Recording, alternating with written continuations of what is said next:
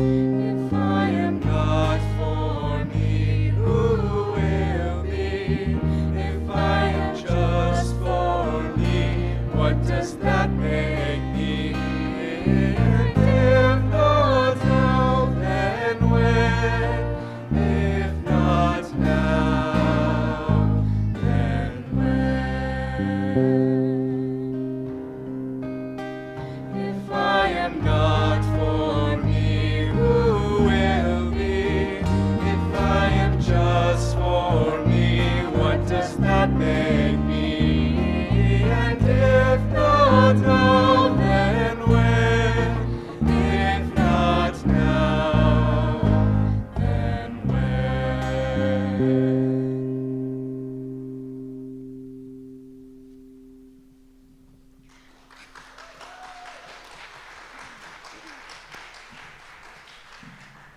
Hello and welcome. My name is Sarah Sipneski, and I am one of the current leaders of the Justice Choir Club on campus.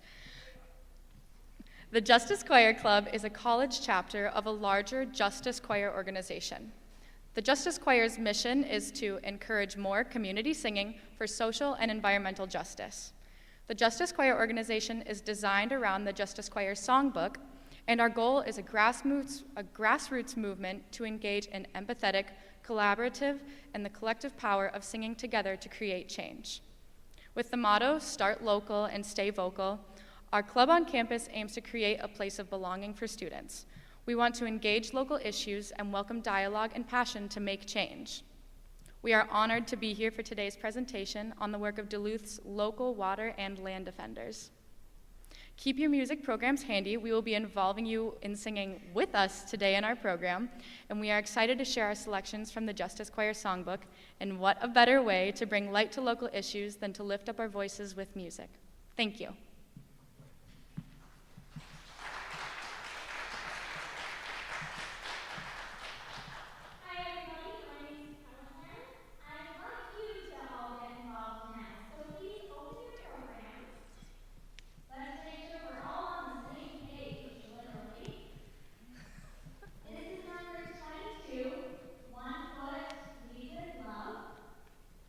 So we have a refrain at the top that we're all going to sing together.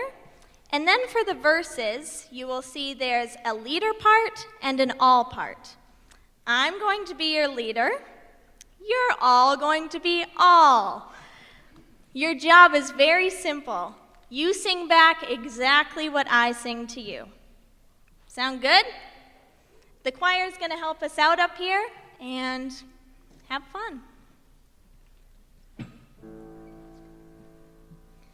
1, 2, 3. You gotta put one foot in front of the other and lead with love. Put one foot in front of the other and lead with.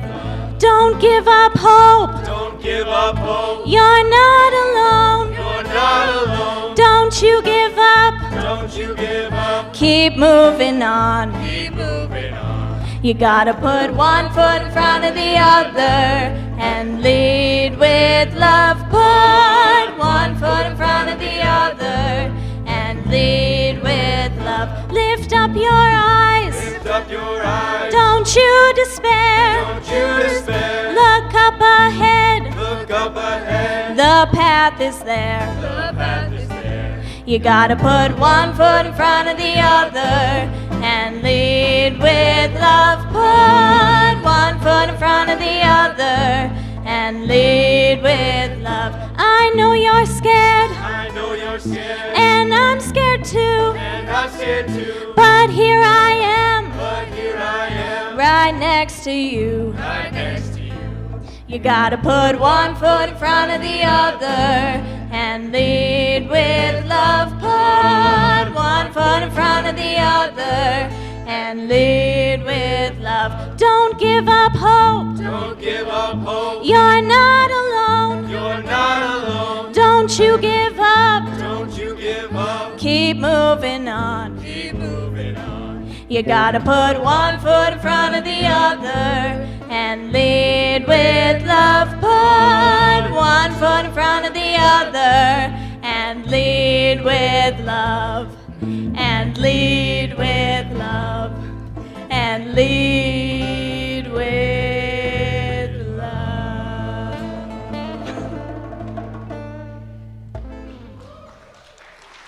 Good job.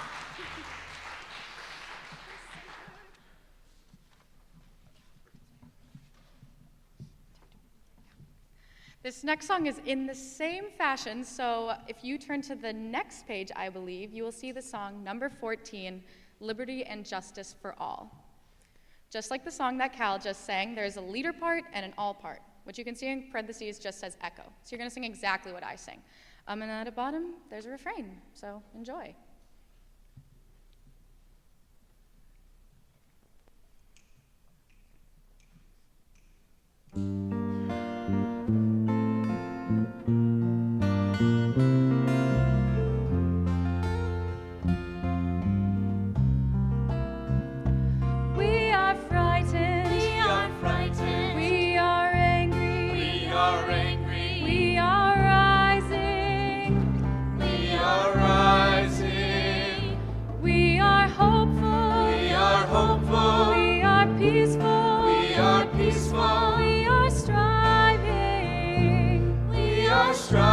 Striving, won't stop fighting, won't stop fighting, won't stop marching, won't stop marching, won't stop dreaming, won't stop dreaming, won't stop loving, won't stop loving, and proclaiming, and proclaiming, and believing, and believing.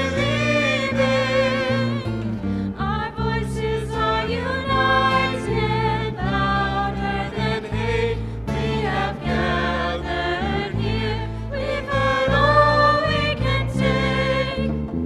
The time has come, you will hear our call. We're fighting for liberty and justice for all. We are frightened. we are frightened, We are angry. we are angry, We are rising.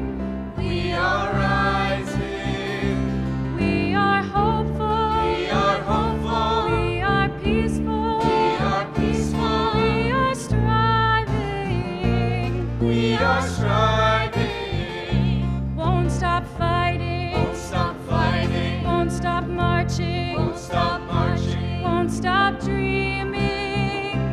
won't stop dreaming, Won't stop loving. won't stop loving, And proclaiming. and proclaiming, And believing. and believing. Our voices are united, louder than hate. We have gathered here. We've heard all we can take. The time has come, you will hear our call. We're fighting for liberty and justice for all.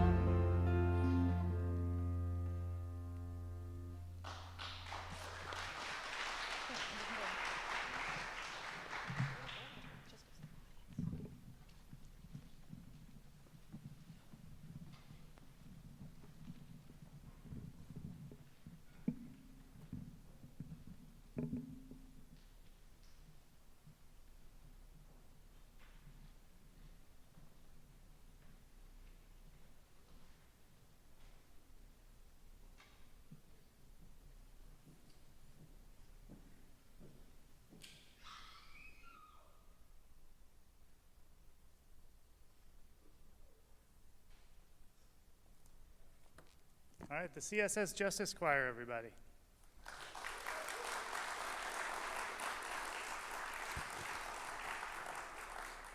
We'll hear from them again tonight at the end of our program. So good evening, everyone. Welcome to the College of St. Scholastica and the 2023-24 season of the Alworth Center for the Study of Peace and Justice. My name is Tim Lorick. In addition to this role as director of the series, I'm also an assistant professor in history and program director for a new academic major here, Global Sustainability and Justice. I'd like to extend a special welcome to students in the audience tonight and the many more who attended our noon event for our first year program.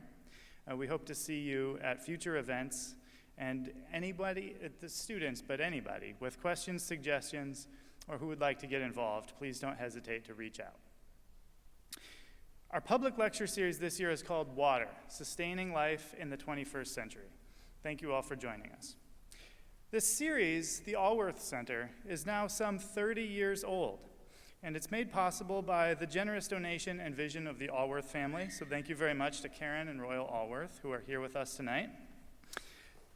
Yeah.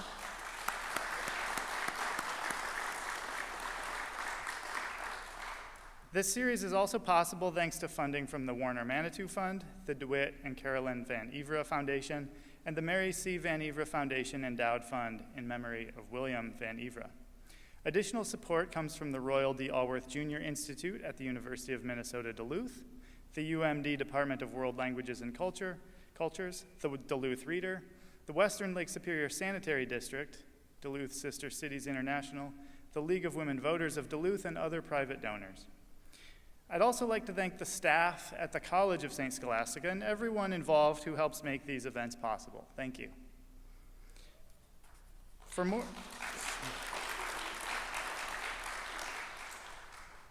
So before we get started, let me just say, for more information about this year's series, including future speakers and events, please visit css.edu/peace.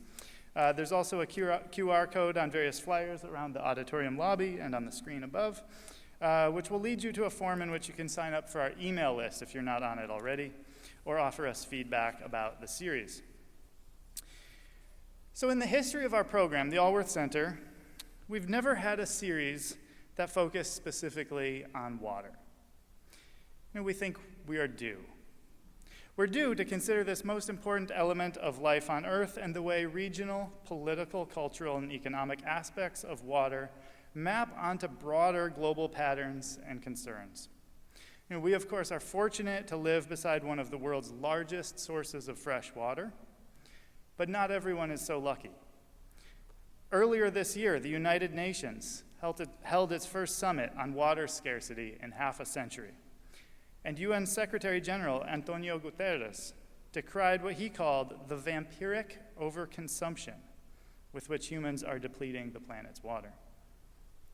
According to the United Nations, approximately 4 billion people experience severe water scarcity at least part of the year. That's nearly 2/3 of the global human population. 1 in 4 lack safe drinking water, and 1 in 2 lack safe and adequate sanitation. So water is an environmental issue, yes, but it is also a human rights issue. It is a gender issue. It is a public health issue, an economic issue, and much more. This series will ask what we can learn from our important position here in Duluth, surrounded by an abundance of fresh water. How can we be stewards of water in our region and better understand and even participate in broader international dialogue on critical issues related to water? With this local perspective in mind, I'd like to introduce the College of St. Scholastica's brand new land acknowledgement. This statement was developed in collaboration with the Sisters of the St. Scholastica Monastery and regional Native elders. It reads, "We would like to acknowledge that we are on the traditional lands once home to the Dakota, then the Gitchigami Anishinaabe Lake Superior Band, Ojibwe. The Sisters of the St. Scholastica Monastery recognize that our rich Benedictine story does not begin with the Daisy Farm, and acknowledge that we gather on the ancestral lands of the Anishinaabe, specifically the Fond du Lac Band of Lake Superior Anishinaabe. We recognize the past and present and honor the future of the traditional peoples of this land. The College of St. Scholastica, guided by our Benedictine values, commits to growing our relationship with the original inhabitants of this land so that our community can grow stronger together. We are called to learn about the rich history, culture, and contributions that have historically been suppressed in telling the story of America. We recognize this land's original stewards before this beautiful educational institution took shape." And for this series, I'd also like to add water to our acknowledgement of place. and our position here at the St. Scholastica campus, on the high ground overlooking the floodplain and confluences of Chester Creek as it gathers for its journey to tumble down to Lake Superior. Now to introduce tonight's speaker. Tara Houska is a citizen of Couchiching First Nation, a tribal attorney, land defender, environmental and indigenous rights advocate, and founder of the Ginu Collective, an indigenous women two-spirit-led frontline resistance to defend the sacred and live in balance. Ms. Houska was active in resisting the Line 3 oil pipeline, the Dakota Access Pipeline, and is heavily involved in the movement to defund fossil fuels. She's a TED speaker, the recipient of the 2021 American Climate Leadership Award and the 2019 Rachel's Network Catalyst Award. Ms. Houska served as an advisor on Native American affairs to Senator Bernie Sanders and co-founded Not Your Mascots, a nonprofit committed to promoting positive representation of Native Americans in the public sphere. She has written for the women-led climate anthology All We Can Save, the New York Times, CNN, Vogue, and Indian Country Today. Tara earned a Bachelor of Science, a Bachelor of Arts, and a JD from the University of Minnesota. Please join me in welcoming Tara Houska.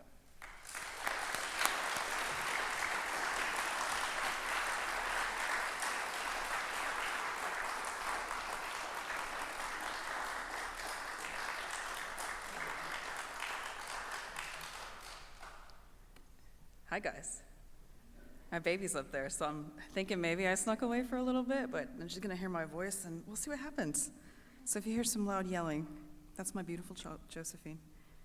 Bonjour and good evening, Giniwa. Shabawekwe and Deshnakas, Makwan Dudame, Couchiching and Dunjaba. My name is Tara. I'm Bear Clan from Couchiching First Nation, and I'm glad to be with all of you. I really appreciate you taking the time to spend some evening hours thinking about and talking about water. I'm not really a big fan of lecturing at people, despite having given a lot of lectures. So as much as possible, I would really appreciate hearing your questions and thoughts, from some remarks, but also whatever brought you to this room while you're here. Yeah, so earlier today there was like 300 first-year students sitting in this room. I thought I was supposed to be having lunch with first years. That is not what that was.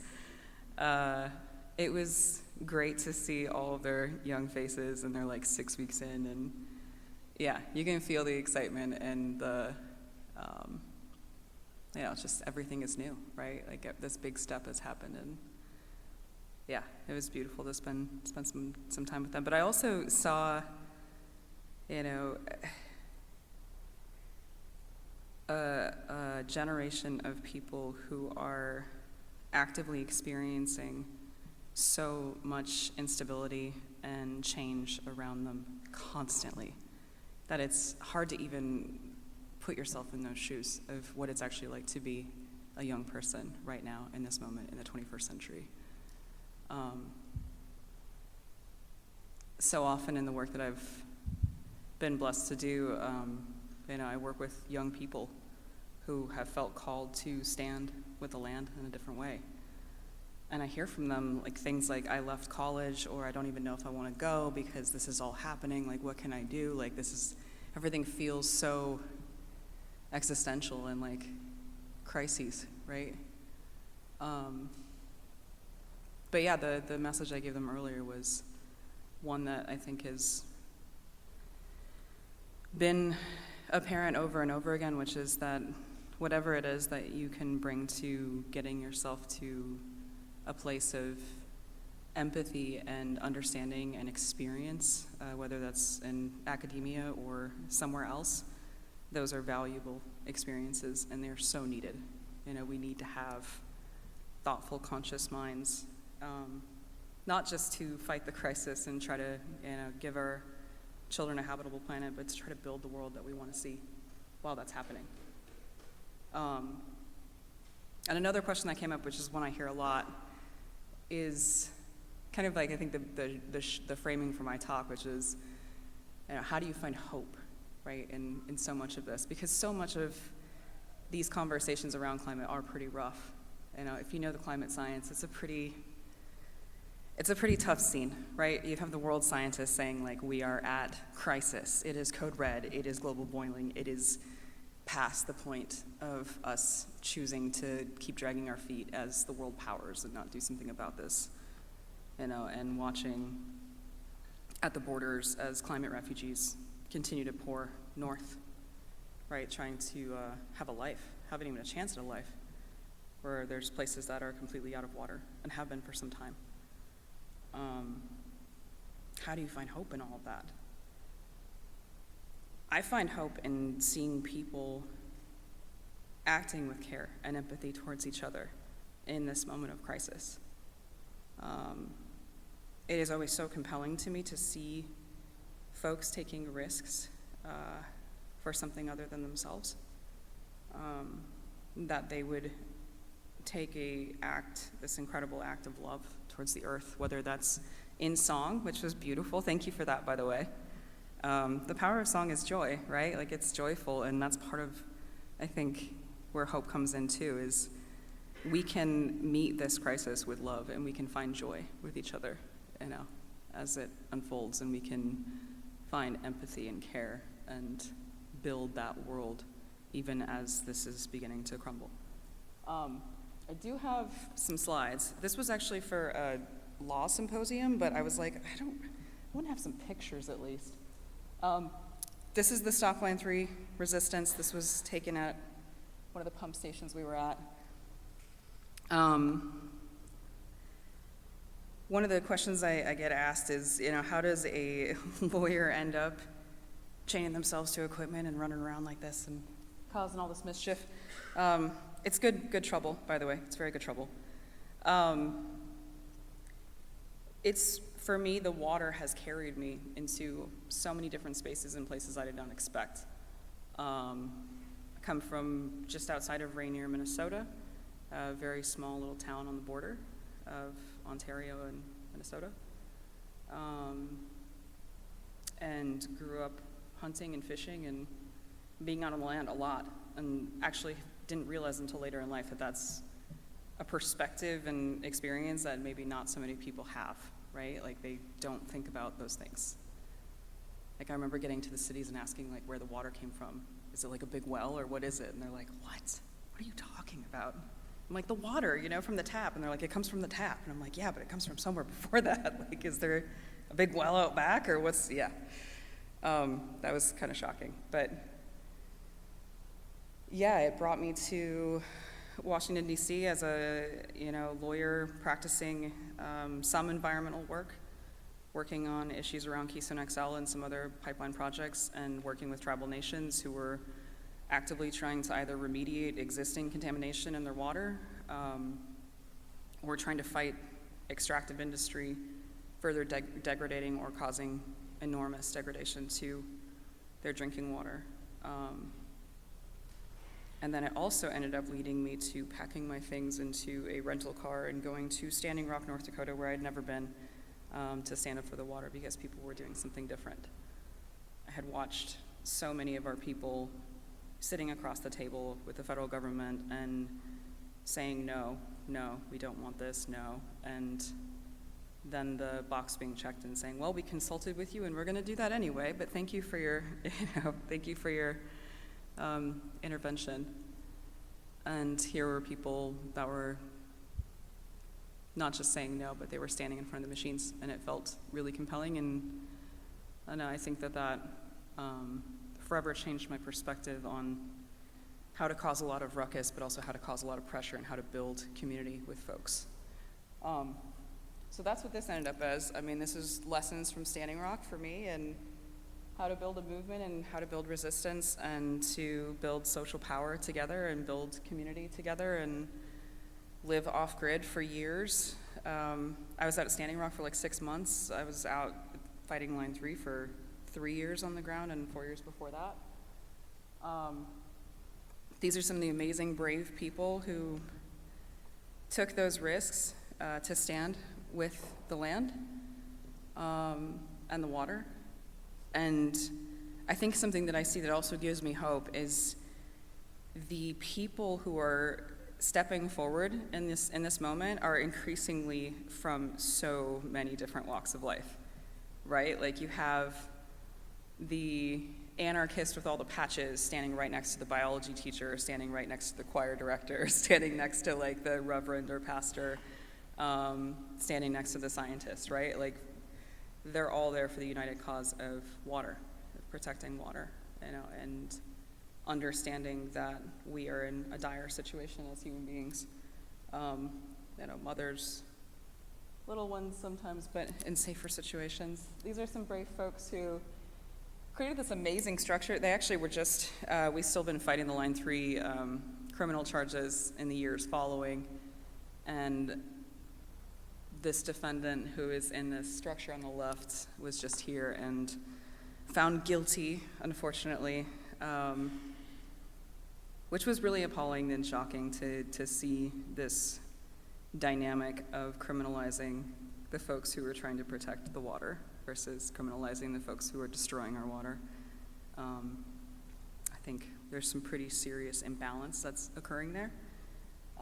And this sweet little grandma being characterized as a violent criminal, it was pretty laughable, honestly, in court, but it's like laugh so you don't cry because this is ridiculous.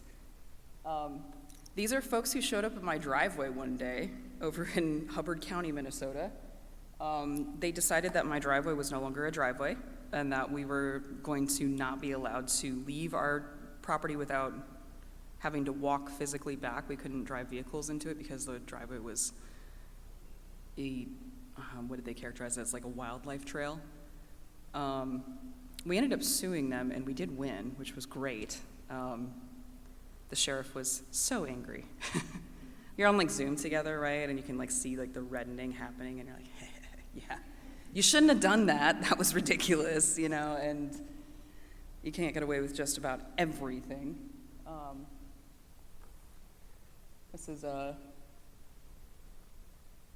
the amount of the sheer volume of money that was channeled to Enbridge in Minnesota was shocking. I mean, they took lessons from Standing Rock too, of rather than creating just a task force with states and feds and private security, we'll create that, but then we'll also create an escrow account so the company can actually pay the cops. That's a threat to democracy that's happening right now, and another that is happening right now. I don't know if folks are familiar with Cop City, but that is an unfolding disaster of, I think, an attempt to suppress resistance and to see just how far and what folks can get away with taking from people, in terms of their voices and their power and their agency. They were just slapped with RICO charges and have been hit with domestic terrorism and all these wild things for, doing tree sits and peaceful, nonviolent resistance. All that to say, I guess that's the last slide. I don't think that we should be afraid to stand with the water. I think that the acts of love that we give, especially those that are, coming from our heart, coming from our truth of what's right and what's wrong, to do something so selfless, I think is such a beautiful, powerful thing. And I've seen that happen so many times. How does the lawyer end up out doing this? Well, that was part of it for me, right? It's like, yeah, I will engage in all the federal spaces and work on all the policies and try to pass legislation and try to defeat fossil fuels and degradation and the chemical industry as best as possible, and go after the financing, go after the banks, and go after all these different pieces, but I'll also follow the lead of so many who have came before and stand with the land itself. I think about that all the time, like what it would look like if it wasn't just 10 of us out there and it was 1,000 of us or something like that, and that the story of the sweet little grandmas who come out and chain themselves to the pipeline, because that happens all the time. They're called, sometimes raging grannies. It's pretty cool. If their stories and their faces are elevated in our own networks and channels, so we can see that there is so much hope. We are trying to not only do these acts of love and protect each other, protect the land and the water, but we're building community while we're doing it, right? We're also going out and feeding each other, and we saw the COVID situation that's still unfolding, even though they say it's not, it still is. But I think the networks that were really prominently on display was like, the help isn't coming from above, you know what I mean? Like in terms of like the feds, they're not helping, we're helping each other, right? The state's not really not helping, we're helping each other. Our neighbors we're looking at our neighbors again. That's really what stood out, and so did that moment of nature telling us, I can shut down this whole thing with just a little bug, I think we got that reminder for just a little bit, some of us did. But yeah, I think as we see so much doom on the scroll, if we're scrolling, I also see so much care and kindness that's present too, and that's really what gives me hope. I think it's hopeful to see young, bright eyes today that are so excited to take on the world, right? Like, that's so powerful. It gives me so much hope to see the grandmas out there. I'll tell you one little anecdote. Okay, so one time, allegedly, there was a police officer who was very upset, and he said, ladies, to these like 70s, 80s women, if you don't stand up right now, you are all going to jail. And one of the women, who like has chains wrapped around her in her body, right? She's like, now you listen here, young man. And like his whole face like went red, and he was like, I was just doing my job, ma'am. I'm just like, and it was like so funny. I was like, you just got totally owned by like the grandma, right? Like, cause you can't talk to grandma like that. Like, what are you doing? And he ended up like not even handcuffing her, right? He's like, ma'am, if you could just like get in the car, like it's really my job, and like I'm sorry to do all this. And I'm like, yeah, you should be sorry, right? Like it is, pretty disturbing what's happening out here. We are trying to pressure the right decision, of course, right? Like that's why we're here. But you're part of this, you're making an active decision, right? Of what you're going to do and what your role in history is going to be. You get to look at your children and what are you going to tell them?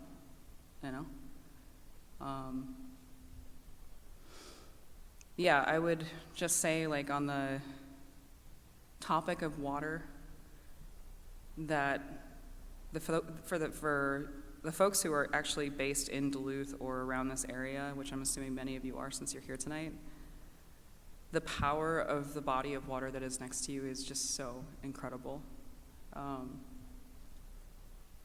I can't tell you how much strength I've gotten just from sitting by the side of a body of water, any body of water, let alone this one. This is a whole different being. It is so powerful. And it is willing, I think, to take that angst, sadness, anxiety, whatever it happens to be, and just remind you that the water is here. And yeah, to find your bravery, find your courage, and stand up to protect. I think I'll leave it with that and hear some questions. So, Miigwech, thank you.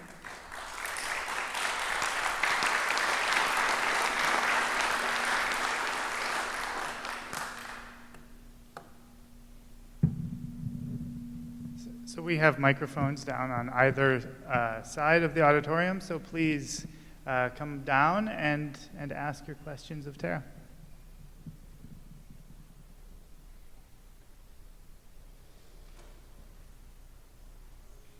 Yeah. Yeah. Thanks, you guys, too. Again, that was awesome. Can we give another round of applause for these guys? Like, that was so cool. Thank you. I'm Sarah. I think the question I have is how do you feel that media, specifically like social media, has either amplified or kind of like dehumanized or maybe even like stifled the progress of like the efforts to stop Line 3 and like do local work? Social media is the double-edged sword, right? Or like triple-edged, or however many edges it has. It's a tool that can be a tool and be helpful for organizing and bringing people together, you know, and sharing articles and sharing stories and making events or whatever, or at least like making the flyer and getting people out to see maybe that there's something. That does not compare to actually what it takes to get people to an event or to a gathering or to whatever, right? Which is local organizing and really hard work, relationship building. I find that social media is sometimes a tool to make relationships, but it also can be a place where disconnectedness and relationships that are so transactional are creating a new framework of what we believe how we even relate to each other. And I feel like it's almost like another way to consume. You know, we're consuming each other's image, we're consuming hashtags, we're consuming so much imagery that something like this, you know, like those are the moments that people want to see. They want to see the clash between us and the police, right? Like that's what they want to see. And that moment, yes, it's exciting, but it's also very hurtful, right? Like to the people that are involved, and like those are real people with real, you know, consequences and also hurt that comes from that, right? And trauma that comes from that. And it does desensitize, I think, in a lot of ways, where you see so much of that, right? It's not just this clash at Line 3, it's also clashes, and we were talking about Palestine earlier. I mean, it's just, you see so much, and it's a lot to take in as people. I think that in a place that is as privileged as this place that we're in the global perspective at least, that social media and social capital and the already very present privilege of comfort and ease in life without even a thought, right? That a lot of those ills are exacerbated by social media. That if I just take this picture of me doing this, I did it, you know what I mean? The pipelines, and it's like, no, that's not enough, right? Like, we do want that, but there has to be more than that. Sharing a hashtag isn't enough anymore. It never was. Even marching, right? Like marching, we've been marching. We're not listening. Some of the folks are showing up at houses and disrupting dinners. I give them all the props in the world, because I'm like, yeah, like, remind the class that is destroying the planet and our habitable future, like, that they are people too, like that we are all just people, no matter how powerful. And I think that's the Line 3 resistance is a testament to the power of people, right? That we were in the middle of a pandemic and much lower numbers, but we managed to get and force the Army Corps of Engineers out to Minnesota physically twice during that time, that I got to be on calls with the White House and others, you know, like we were just hammering away as hard as we could, and also building all these beautiful relationships with each other that continue on, right? You're not there, at least I'm not there for just the win or loss. I'm there because I'm called to protect the water, and that's the intention, and that's keeps you going. Mm-hmm. What is Cop City, and what can we do here as individuals to help water? So Cop City is a proposed law enforcement training center in Atlanta. It is in the heart of a urban forest that's in a largely black community. So one of the last big forests in Atlanta being raised to build a massive training facility for law enforcement. And yeah, just the I think it's the intersection of a lot of different pieces, right? Of like, not just like police brutality and like, disparate treatment and killing of Black bodies and peoples, disparate incarceration rates, all of it, right? Like the militarization and privatization of those industries to suppress and oppress. But it's also the stealing away of green space, right? Like some of the last green space in an urban center. What comes from trees when they're in an urban center? It gets cooler, right? Like you're basically saying, no, you don't deserve that. Your neighborhood isn't worth that. We're gonna knock it down and put this here instead. This is Tortuguita, who was killed during the demonstrations, which actually caused like a big firestorm of attention and activity around this resistance that's multi-years, like many. I think ways to get involved, I think that what I've seen as the crackdowns on protest occur across the U.S. Is a growing hesitance of elected officials to speak out about these issues, right? Like they're actively being told by the folks either funding their campaigns or having a large presence in the Capitol that they shouldn't be commenting on those issues, right? Like that's where you see the Democrats in Georgia not saying a word about Cop City, refusing to take meetings to talk about Cop City. Or you see the Democrats here in Minnesota passing Line 3 even as we're being, shot up by police and all that stuff and arrested and facing also some really wild charges. Like 2 young people were charged with attempted assisted suicide for trying to stop a piece of pipe from moving. And just like the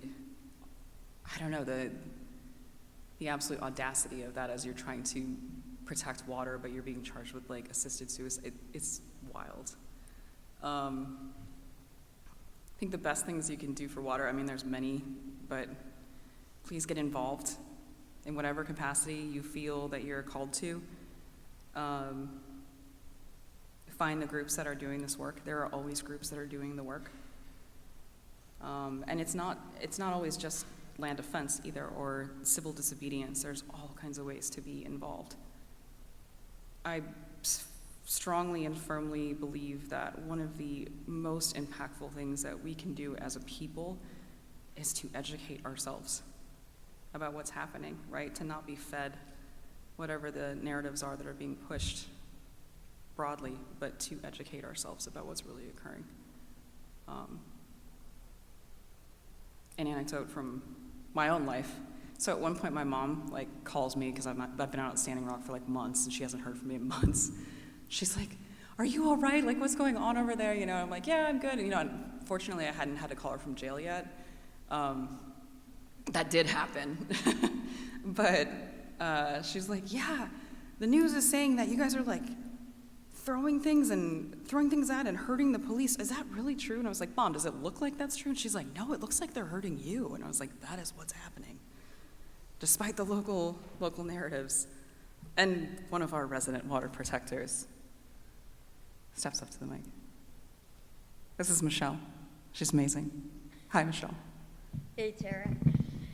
Thanks for coming here and speaking and sharing all of your wisdom.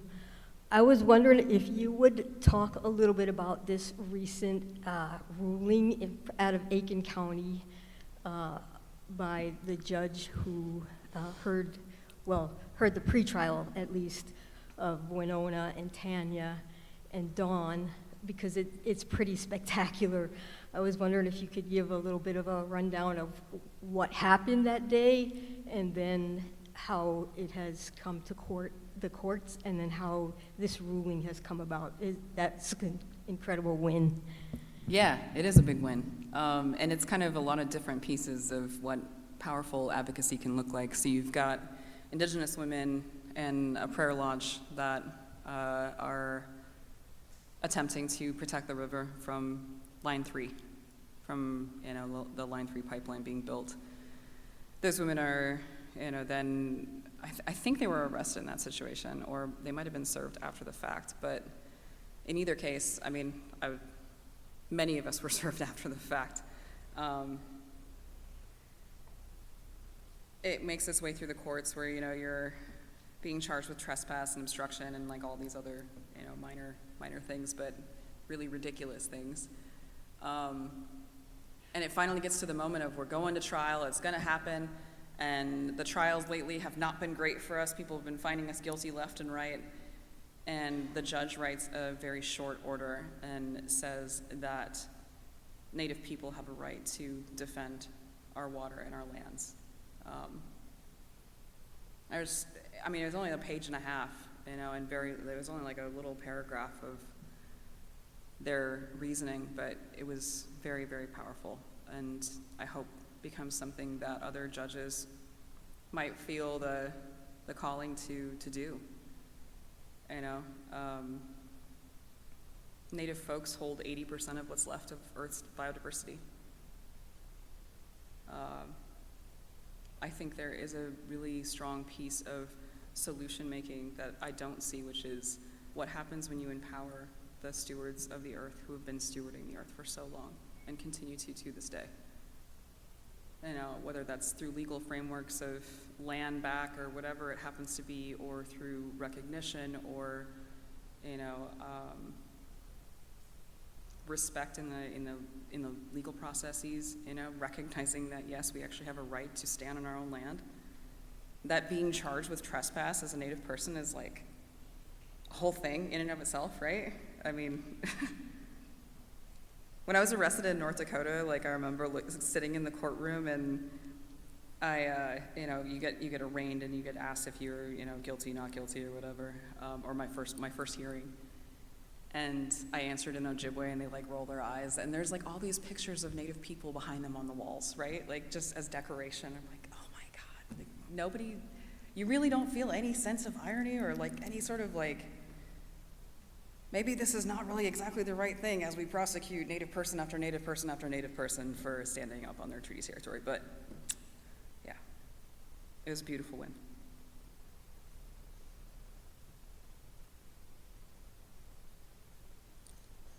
It's so quiet.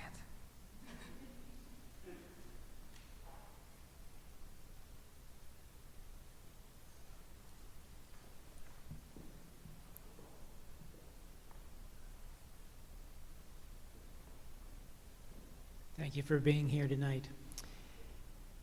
I've been around for about 60-some years. I remember the fight to stop active pollution in the bodies of water around here. And that was reasonably successful, although we're still fighting sort of rearguard actions against pernicious toxins that are left in sediments. But it's happening slowly. It's recognized as a principle that we need to do this. The fight has changed a little bit. Now it's about the water itself. Its scarcity, although here in, let's just say Duluth, we don't see the scarcity because we are surrounded by it. It's an abundant resource. And because it's so abundant, we tend not to see its value. You're fighting for its value.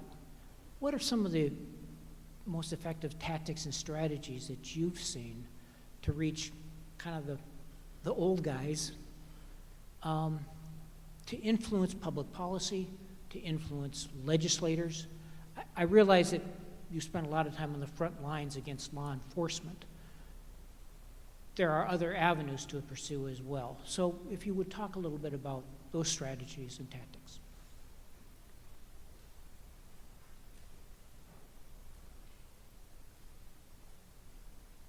The role on the front lines is one that I think is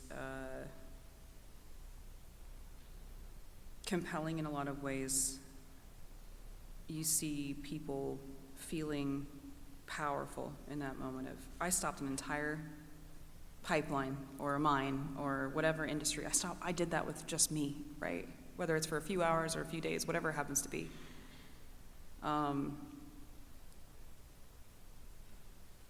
I don't think that any of our collective strategies are doing themselves a service by doing it by themselves.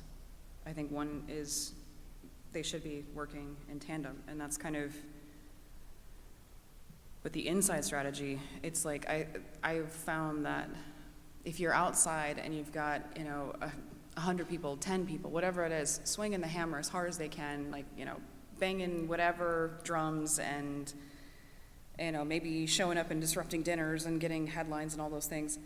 You have to have the strategy of the inside, of the people who have been working to build relationships, to get the meetings with the people that are making these decisions, with the people that are making the policies, with the people that actually are sitting at the utility boards, and the people that are going to make these decisions, right? Like, that can have such an enormous impact. And it works in the broader strategy of bringing us together to understand, like, we have a collective issue. That water is not and should never have been politicized. It just is, right? Like, this is not just science, it is fact. We cannot live without water. It is not a political, leaning or ideology of, I think the conservative approach to climate it's shocking, quite frankly, what's happened to see basic science turned into political gains and losses, and a conversation that there's nothing really to argue about. It's happening, right? I'll say, like, in the Line 3 fight, for instance, we began working on meetings with the feds and with the state, like, years before any of the construction of the pipeline occurred. We were meeting with Biden's transition team again and again and again, and then finally working our way up, to get to the people who are ultimately going to approve the permit, right, for the project, showing up to the Public Utility Commission hearings. I find that those processes can be very disempowering when you have thousands and thousands and thousands of voices saying we don't want this, and then it happens anyway. The 5 people in the utility board say yes, or the politician that you've just been pushing as hard as you possibly can decides to, well, I made the calculation and I'll be all right, my campaign will be all right. But yeah, I think one informs the other, for sure. And a strategy that I personally spend a lot of time and energy in is the funding of the industry.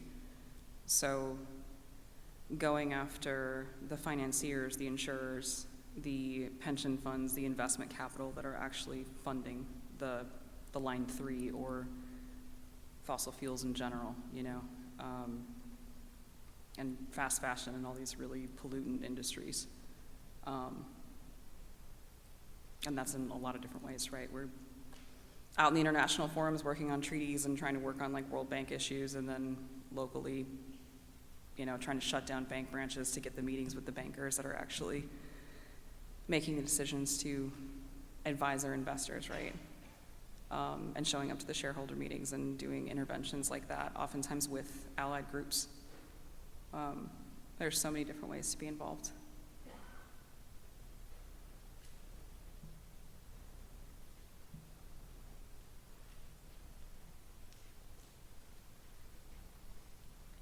Hello. You touched on this a little bit, but I'm curious, a lot of work happening on the front end, 4 years before even the pipeline hits. What do you think is coming up next, and how can people reach the hearts and minds, transform the value system that we have in place that is motivating profit here, and kind of create that transformation, or even create an argument that it's more profitable, if that's the language we're speaking, in the long run, to not take these actions that are harming our earth? Yeah, I think the next big, at least, hopefully it's not. Hopefully, like, you know what I mean? You don't hope for these big, massive industries to decide to contaminate the drinking water. But what I see coming is the Talon Mine project.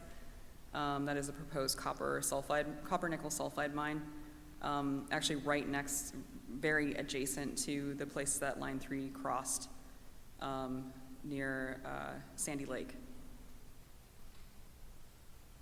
sulfide mining, there is no way around it. It is going to cause contamination, and that happens to be an incredibly wetland-rich and water-rich area. You know, like, if you've ever spent time in that area, it is so lush and green and beautiful. And Line 3 is leaking in it right now, you know? They opened their corridor and got what they wanted. I think there's, you know, in this particular area that we're in of the Arrowhead, which I'm also from, you know, I think there is a perspective around mining and industry that can be really difficult to to reach people. I know that when I testified at various hearings against Line 3, I spoke more to what I hoped that people would be doing instead with their labor. That I don't think that the continual extraction from our communities and bearing the risks that are left with our communities is at all a fair equation. That we are essentially given an economy that is destroy your own land, destroy your, you know, like whatever, because that's the only opportunity available. And a lack of investment from the state and a lack of, you know what I mean? Like, I'm come from one of the poorest counties in Minnesota. But yet we provide so much lumber and, you know, all that stuff, right? Yeah, so I think with the Talon mine, like thinking about that dynamic, and reminding folks that our kids need water, you know, like in this, Maui was just like burning down, you know, like these things that are happening on the news. The flood that wasn't that just like a couple days ago? I mean, it is happening here, right?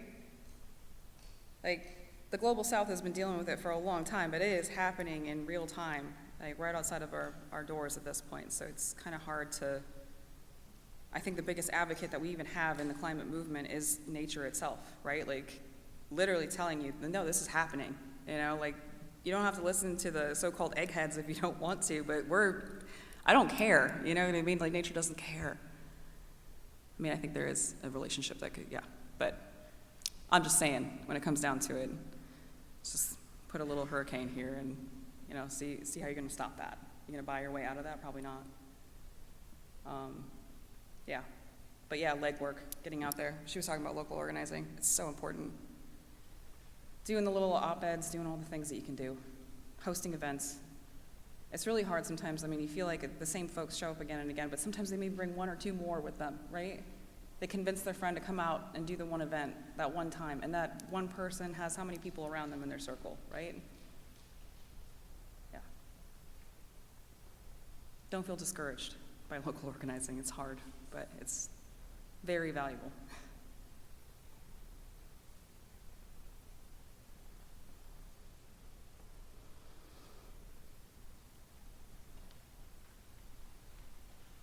What's the current threat level regarding boundary waters and the polymint mine and the idea of sulfide mining in that area? That's one of the water concerns that we're most aware of living in this area here.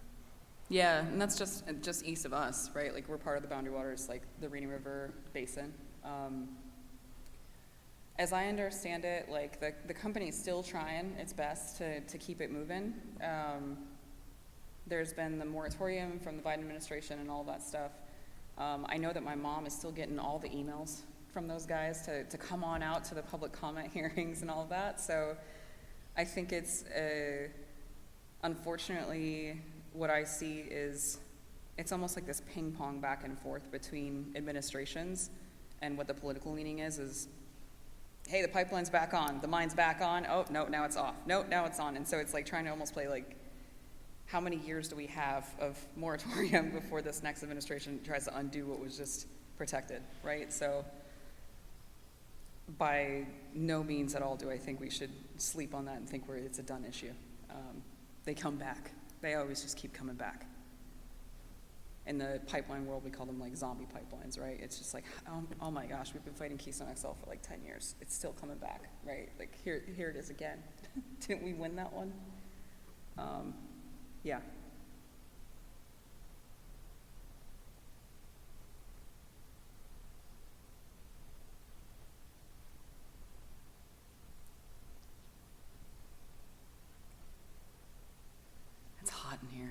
Isn't it kind of hot and warm in here?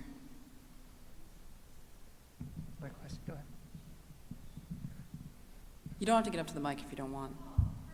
Yeah, no, I'm good with it.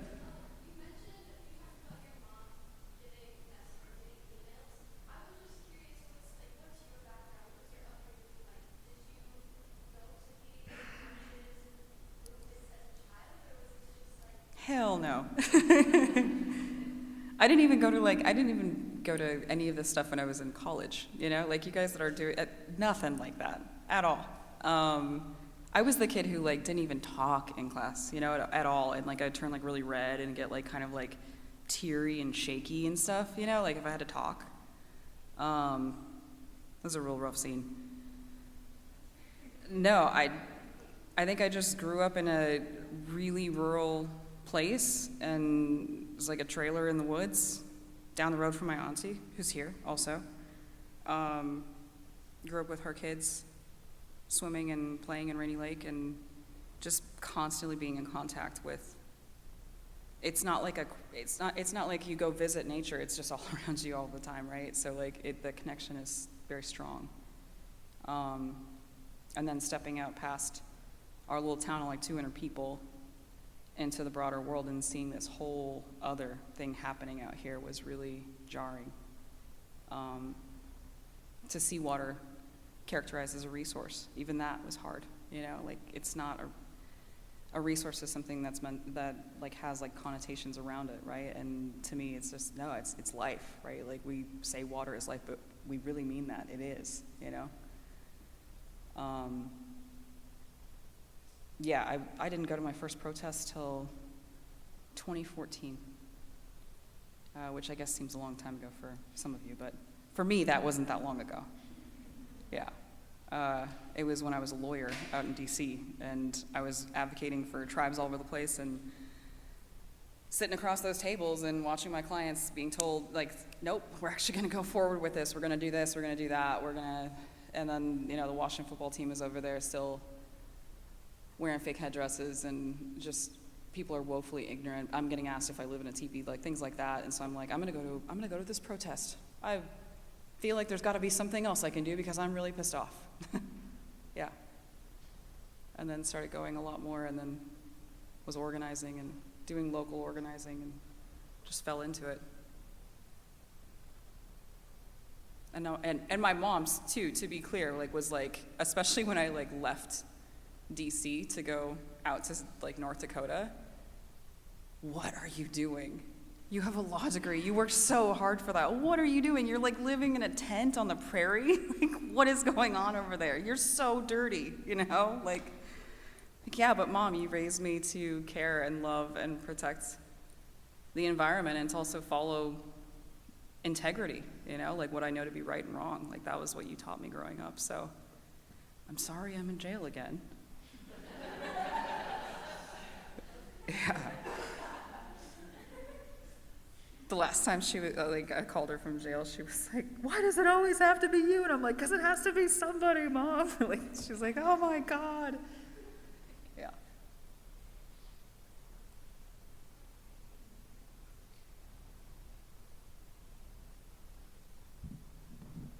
While we're waiting for another question, so something that came up earlier today, right, with the students, you talked a lot about sort of international solidarity and some of the work you're doing on the international front with, you know, the United Nations and even the World Bank in some sort of circles.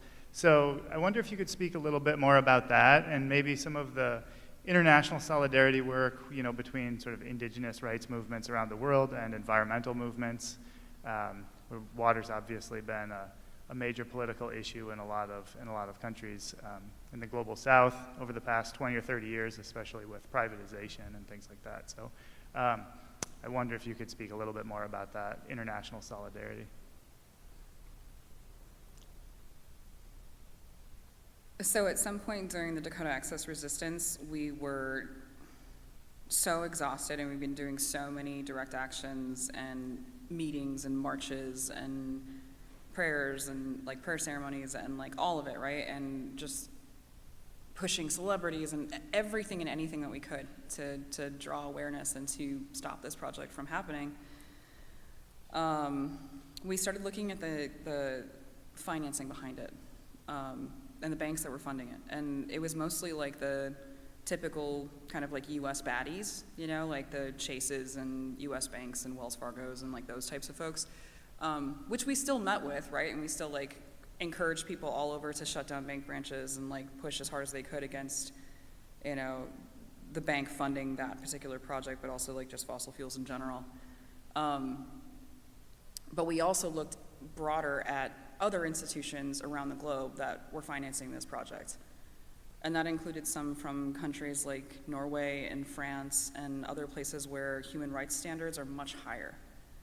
And so we end up over in Norway with the Norwegian Pension Fund, and we're relying on a relationship with the Sami people who had been out at Standing Rock, because the Sami people are also like, they have their own parliament, and so they were able to arrange this meeting for us to get in and talk to the Norwegian Oil Fund.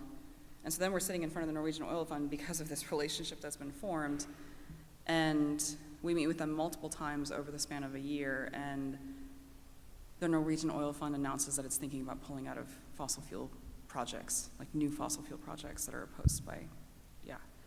And that was like, the whole market went crazy for like a little bit, right?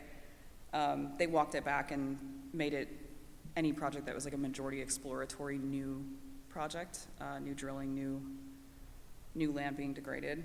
But that's the power of solidarity, right? And that's continued to carry through in a lot of the work that I've personally been doing, specifically really around finance. And also connecting with other like land defenders around the globe and like hearing their tactics, and honestly like also just getting like encouragement, you know, more so giving encouragement because it's a lot more dangerous in other places in the world. But one of the pieces that's coming up in the next couple of weeks, we're sending one of our collective members over to United Nations in Switzerland to talk about this treaty they're proposing around business ethics. The implications of that are huge in places like that are actually binding themselves to the UN, right? And that is a direct ask from the Global South folks who've been working on it for so long and not getting enough traction, and coming to the United States and saying like, hey, you gotta help us out, you know? You gotta help us out. You're the people that are actually exploiting the, you know, it's the industries that are based in your country that are exploiting us, so help us. And stepping up to do so, you know? I mean, those relationships are so valuable. International work is, I think like many things, it's really hard when you like see this beautiful document that's been put together by so many brilliant minds, and then countries choose not to bind themselves to it, and you're like, oh, okay, well that's great that you made this document, but nobody's following it. But I think it still is so incredibly valuable to have those minds and to have that framework when the moment arises, right? Like here in Minnesota, we have, you know, the uprising around George Floyd's murder, and people marching all over the country, and suddenly like the word abolishment circulating through like the mainstream. And there's an existing framework of people that have been pushing on racial justice issues for decades and decades and decades. You know, that's the framework that was already in place. So it's like, yes, you have these moments of, you know, the masses coming together and pushing and demanding for change, and then you have the frameworks that exist. So all of it is so valuable. Use your minds. That's important too.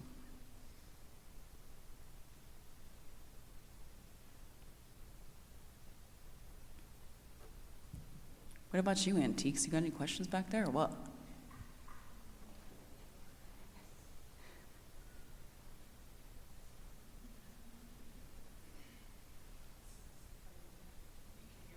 I can hear you. So I think that first of all, want to thank you for coming down to the loop. Where are you? I'm up by Eiffel, yeah, north of us. I want to thank you, first of all, for coming down here, and also thank you for being a part of my learning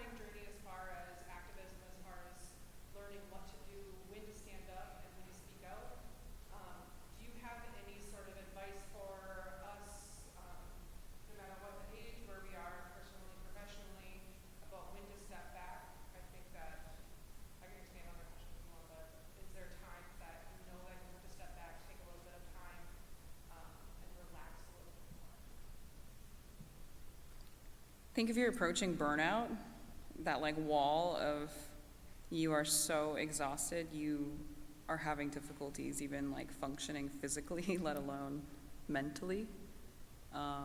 Or you are carrying so much hurt, whether that's like the physical hurt of being on a front line or the emotional hurt of another loss or infighting in the movement or whatever it happens to be,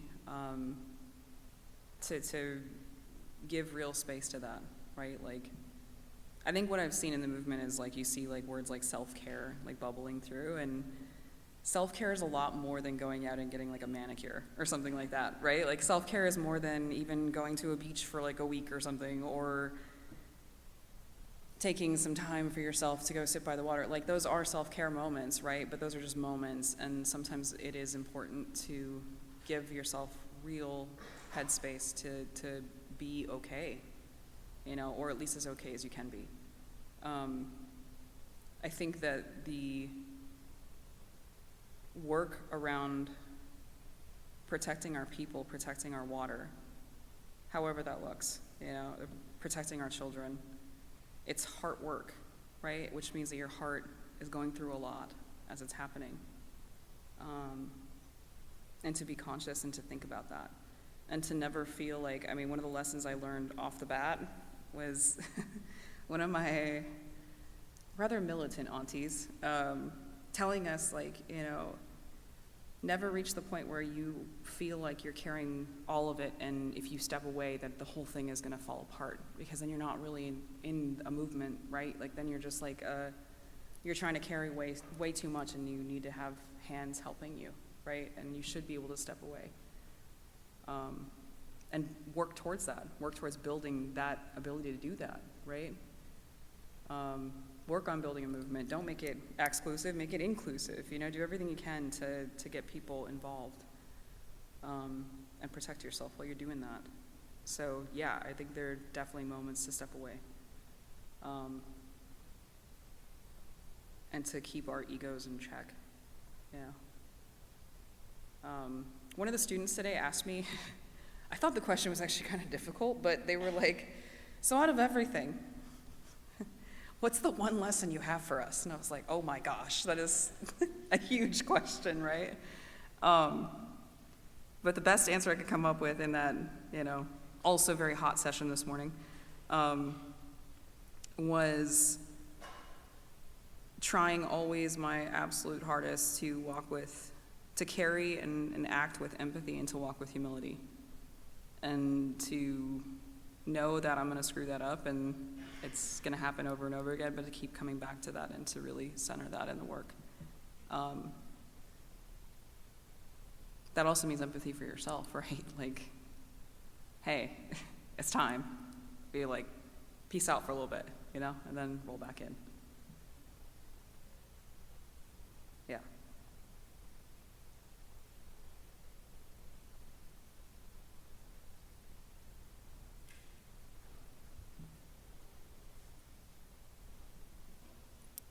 Oh, I guess I didn't mention it this morning, and it came up and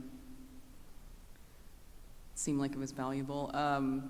Someone had asked, like, what I'm up to now, because I'm not chaining myself to a piece of equipment, and I'm not in jail, which isn't all I do, by the way, like, there's so many questions today about what it's like to be arrested, and I was like, it sucks. Like, I don't know what else to tell you. Like, that's really, it's a tough scene.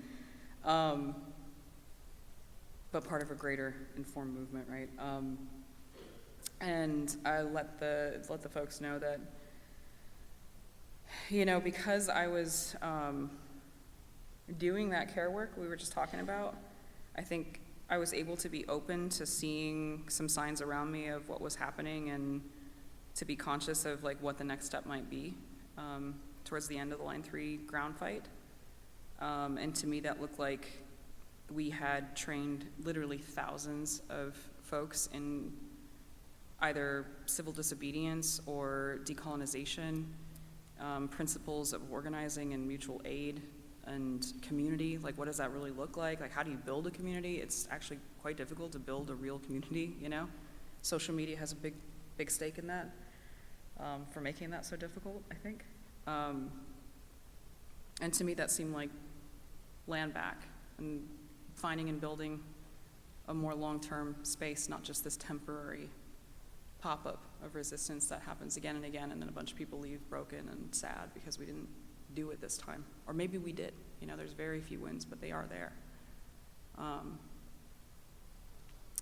So I went home and saw a posting on a bulletin board for some land. I was like, whoa, this is like right here. We gotta go check this out. And I went with my parents and we put tobacco down at the cedar tree, and then all of a sudden the land was like, I was signing papers on it, and I was like, whoa, this is like really happening. And then this last year, as I was like so pregnant with baby that's back there, this piece of land came up for sale that my auntie knows. I mean, it's just like this incredible, it hasn't been for sale since it was homesteaded. It's like this old resort. I think it probably was a logging camp way back in the day.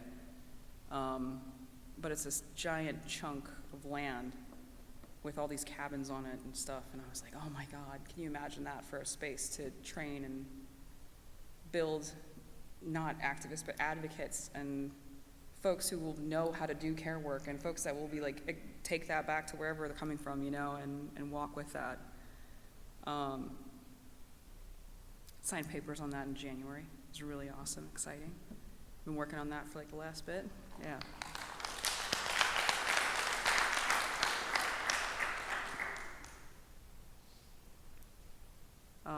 So yeah, now we're in the process of actually doing all the things, which is building the modules, building what it looks like, recruiting fellows. Mostly this last year has actually just been trying to make 100-year-old cabins all loved up again. They're great cabins, by the way. And there's loons, and it's just beautiful. I don't know if anyone's been to Rainy Lake, but it's a beautiful place. Yeah, plus it was also like, I'll say this too, side note, it was really awesome to, the whole town, I think, collectively, like, was so scared that it was gonna get sold to like a really uber rich person that would knock everything down and put up a giant mansion, and the land would never be publicly accessible again. And that did not happen. And like, we're out there like repainting all the cabins, and like boats are going by just like, yeah. I'm like, hey, this is great. This is great. Well, the rumors around town was that I was building a casino out there, and I was like, oh my God.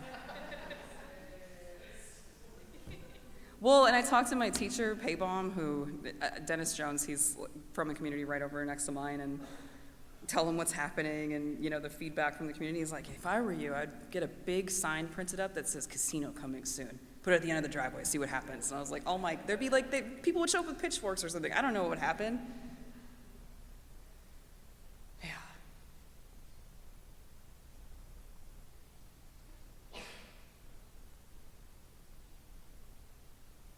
Yeah.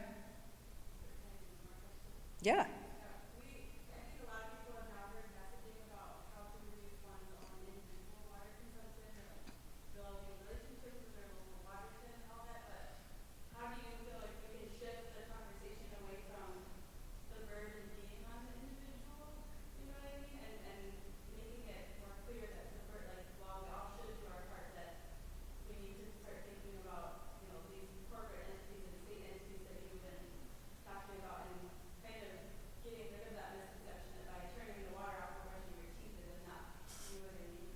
Yeah. It's kind of like the conversation on recycling, right? Like when my parents found out like that, and like my extended family found out that plastic for the most part is not recycled, they're like, what? I'm like, yeah, they just burn it. They're like, no way, but we put it in the bin. I'm like, I know that you do. Turns out the industry is really, you know, insidious. I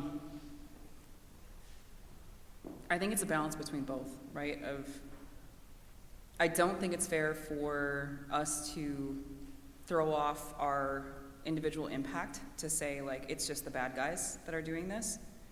You know, it's the 1% that's causing, like, so much, which is absolutely true, you know, and shaping what consumerism looks like and shaping what so-called normal, you know, life looks like in this part of the world.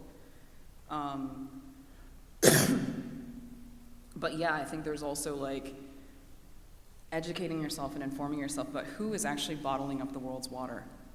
You know, I mentioned Nestle and Pepsi and like those type of folks, like it's real serious, you know, like, and the mining industries that are massive consumption of water, massive consumption, trillions of gallons of water, right? The fossil fuel industry as a whole, you know, just the enormous amount of water it takes to make that industry viable for them, right? That they're not just causing degradation to ecosystems, but like that we think of in terms of like oil spills and, you know, sulfide and tailings ponds and all that stuff, but there's also like, what are you doing to the water that it takes to run your industry? You know, like, I mean, I've seen the ponds up in Alberta where the tar sands are, dirtiest fossil fuel in the world. They're not ponds, they're lakes. Massive, massive, massive lakes where they're extracting all this water to pull bitumen clay out of the earth and cycle it through this big washing machine. That's where it's, you know, get involved and do our best to hold industry accountable, you know, however that looks, whether it's, you know, you go the electeds route or maybe you go a different route. I usually don't really mess so much with the political leanings. I think that that's a system that is so heavily corrupted by industry, it's really difficult to make change in that system. If that changes or there's some opportunity, maybe that would be, I'd have a different perspective, but I do think that local representation is a lot different, where you see people that have a say locally. But yeah, educate yourself, find out who's really perpetuating so much of this, you know, and committed to inequity, right? Committed to exploitation, despite that really slick commercial that says, yeah.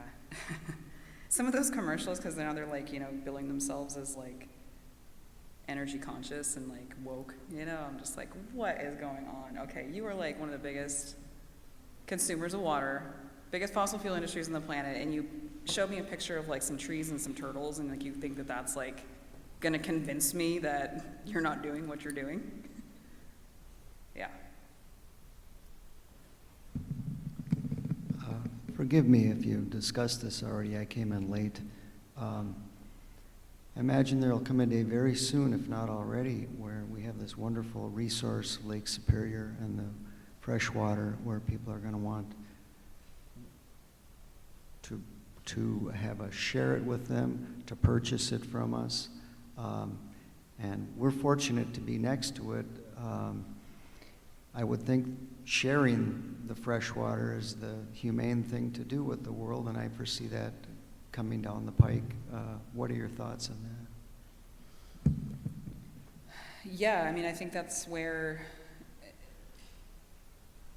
holding values like empathy are so critical in this really tumultuous, uncertain time of seeing climate refugees.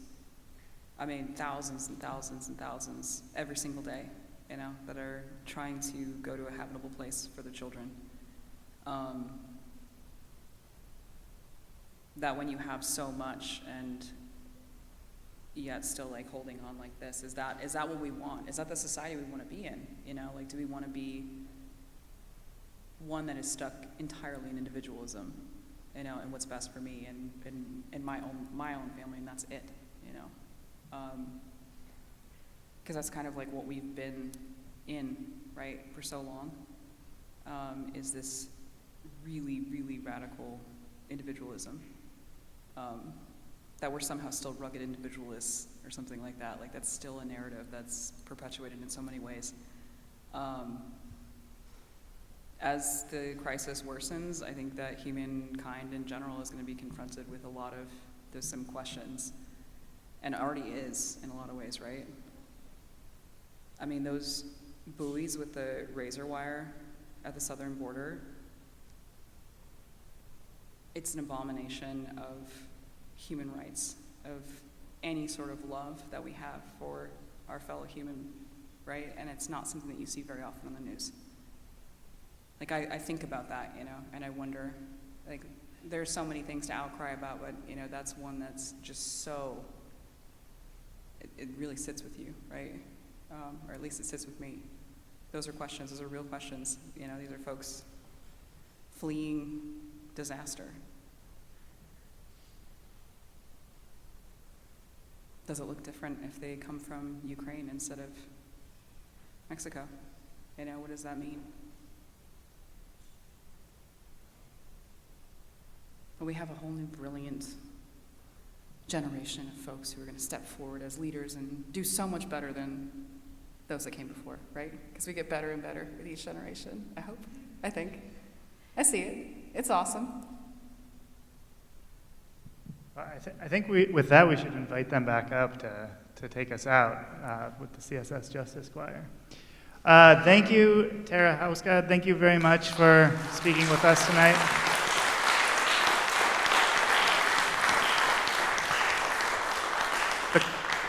The choir is going to sing a little bit more. You're welcome to continue the conversation with Tara, and we have some refreshments in the lobby outside. Thanks, everybody.